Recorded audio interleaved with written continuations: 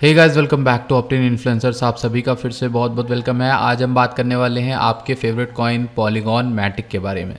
मैटिक ने पिछले कई दिनों में कई सारी ऐसी न्यूज़ अनाउंस की हैं जिनके बारे में मैं आप लोगों से चर्चा करना चाहूँगा डिटेल में। And that is what I specially want to do in this video. And अगर आप पहली बार चैनल पर आए हो तो चैनल पर आपको ये वीडियो के नीचे एक लिंक मिले, सब्सक्राइब का बटन मिलेगा, उस पर क्लिक करके आप डेली हमारे अपडेट से जो है अपडेटेड रह सकते हो, जुड़े रह सकते हो, ज्वाइन कर सकते हो कम्युनिटी को। एंड 20,000 की कम्युनिटी है, इसको और भी ग्रो कर सकते हो और इससे मिल सके शेयर भी कर सकते हो।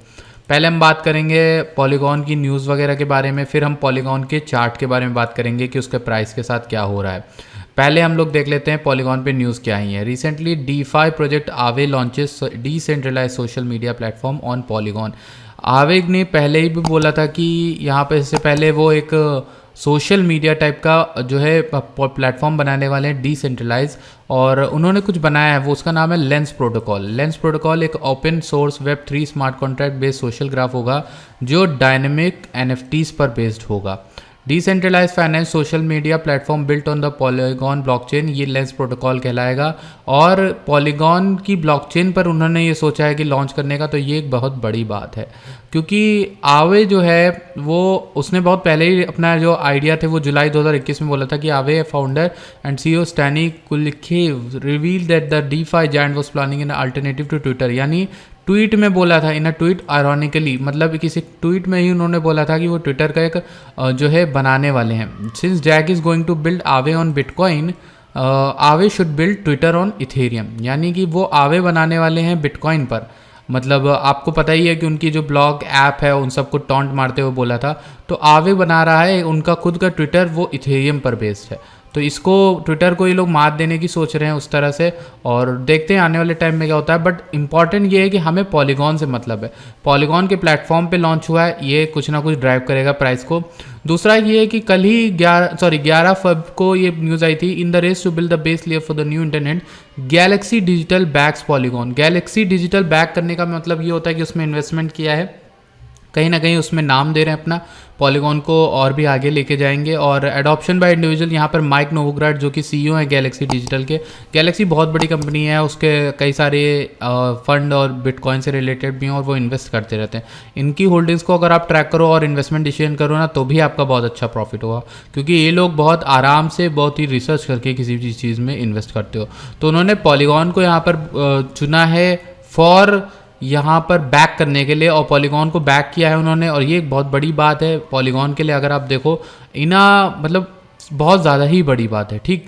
और यहाँ पर आपको पता होगा कि 450 मिलियन जो पॉलीगॉन है उसको मिले हैं सिक्वे कैपिटल इंडिया से, सॉफ्ट बैंक से, इन सब से, और मेटावर्स। यहाँ पर बहुत सारी न्यूज़ आई हुई हैं। बेसिकली हमारे जो इम्पोर्टेंट ये वाली बहुत थी, जिसमें आपको पता होगा कि सिक्वे कैपिटल ने यहाँ पर $450 मिलियन की यहाँ पर फंडिंग दी है, और यहाँ पर सॉफ्ट बैंक है, गैलेक्सी है, टाइगर, रिपब्लिक कैपिटल सब है। गैलेक्सी का नाम यहीं पर आ गया, उन्होंने भी यहाँ पर सपोर्ट किया है। और बड़ी बात यही है कि इन्वेस्टर्स कितने तरह के, सॉफ्ट बैंक है, टाइगर ग्लोबल, गैलेक्सी डिजिटल भी है, Sequoia Capital India, Republic Capital, Makers Fund, Scopely, Sangha Capital, बहुत सारे।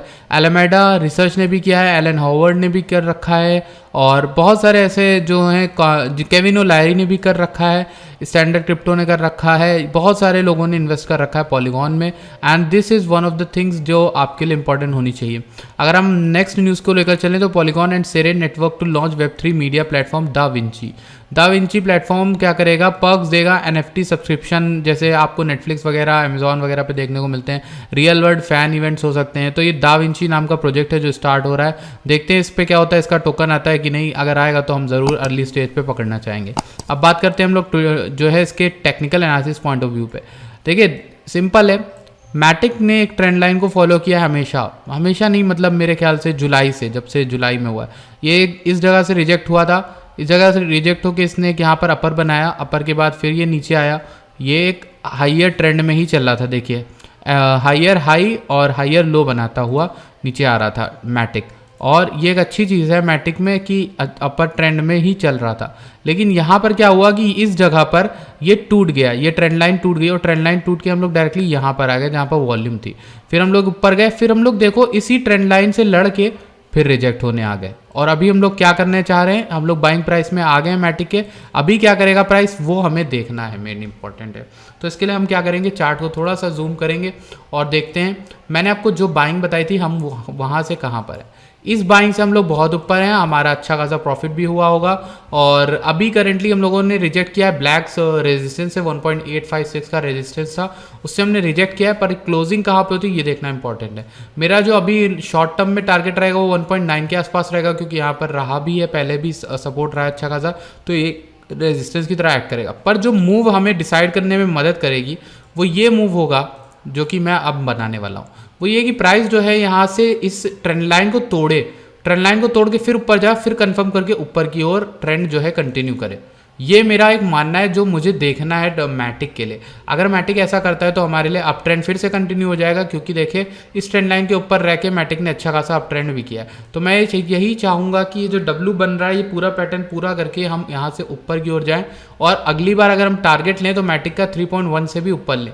फिलहाल के लिए मैंने आपको टारगेट 3.1 का दिया था, वो अभी पूरा नहीं हुआ। जरूर जाहिर सी बात है 2.9 से हम वापस आ गए, बट 3.1 का हमारा टारगेट था। बहुत से लोगों ने प्रॉफिट भी बुक किया होगा।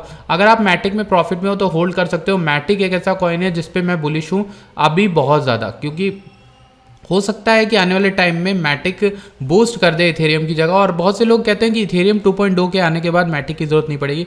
नहीं भी, ऐसा नहीं है। आपको मैं जब ये न्यूज़ बता रहा था ये इसीलिए बता रहा था कि इतने बड़े बड़े फर्म्स ने इसमें इन्वेस्ट कर रखा है, तो उन्होंने भी रिसर्च करी होगी। वो ऐसे नहीं इन्वेस्ट करते कि उस किसी भी प्रोजेक्ट का अगर फ्यूचर उन्हें ख़राब दिखेगा। ऑब्वियस सी बात है, मैटिक ने उन्हें कुछ ऐसे अपनी हिडन प्रोजेक्ट्स या फिर ऐसा कुछ चीज़ें बताई होंगी जिससे वो मैटिक को, पॉलीगॉन को आगे ले जाने वाले हैं। वो चीज़ें अभी हमें भले ना पता हो, लेकिन ऐसा तो ज़रूर है कि वो आने वाले टाइम में कई चीज़ें लाएंगे।